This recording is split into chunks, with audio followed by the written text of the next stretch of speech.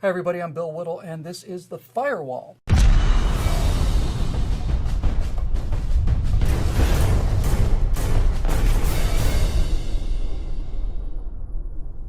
Now, just as a quick public service announcement in these days of increasing lawlessness, federal encroachment on constitutional limits, and crybaby progressive whininess in general, I thought I might take a moment to pass out a little rhetorical ammunition to those of you who have to hear from people who, if they can no longer pretend that the Second Amendment doesn't exist, then at least try to misinterpret it to the best of their ability.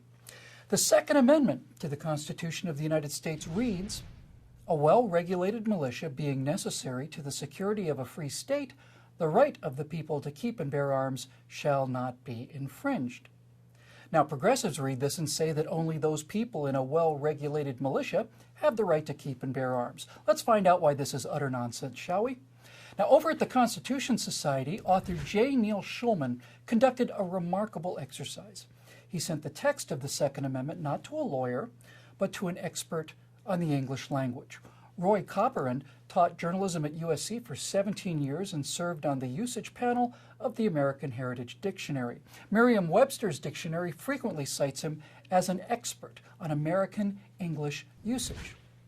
Now, I'm paraphrasing their remarkable exchange here, but basically, Schulman asked Copperand the following questions. 1. Can the sentence be interpreted to grant the right to keep and bear arms solely to a well-regulated militia? Copperand replied, the sentence does not restrict the right to keep and bear arms, nor does it state or imply possession of the right elsewhere or by others than the people.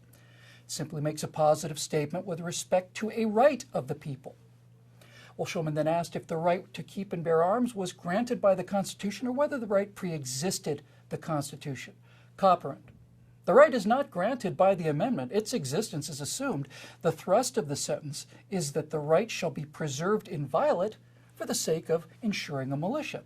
Schulman then asked the next question, namely, is the right of the people to keep and bear arms conditioned upon whether or not a well-regulated militia is in fact necessary to the security of a free state? And if that condition is not existing, is the statement, the right of the people to keep and bear arms shall not be infringed, now null and void?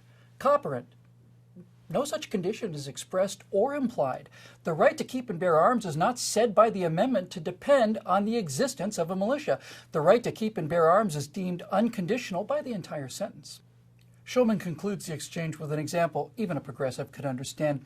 He sent Mr. Copperand a precisely grammatically identical sentence, which was, "A well-schooled electorate being necessary to the security of a free state, the right of the people to keep and read books shall not be infringed." Does that mean, he asked, that only a well-schooled electorate, high school graduates let's say, are the only ones with the right to keep and read books? To which Mr. Copperand replied, there's nothing in your sentence that either indicates or implies the possibility of a restricted interpretation. So, what does the Second Amendment actually say, according to an expert on the American usage of the English language? Well, 1, a well-regulated militia is one of the nice things that an armed population can provide, but it's not the only thing, and it's not the reason to arm the people. 2, the right to keep and bear arms is reserved to the people, not to the militia. This makes sense when you think about it, because a militia is a group of citizens who bring their own weapons with them. That's why the amendment says that the people can not only bear arms, they can keep them at home where they live. And 3rd, the right of the people to be armed is not even granted by the Second Amendment. That right is inherent in the people. And the Second Amendment says that the government cannot infringe upon that pre-existing right. Now finally, you might hear progressives say, well, that was written back in the days of flintlock muskets. They never would have approved of such a thing in the days of automatic weapons. Why not? A flintlock musket was the deadliest weapon available at the time. Why didn't they limit their definition of arms to pointy sticks? No, the founders placed no limitations on the numbers of the weapons or on their lethality.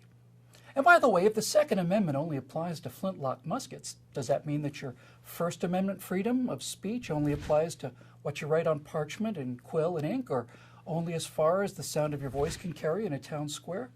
Well, of course not. You know why? Because that would be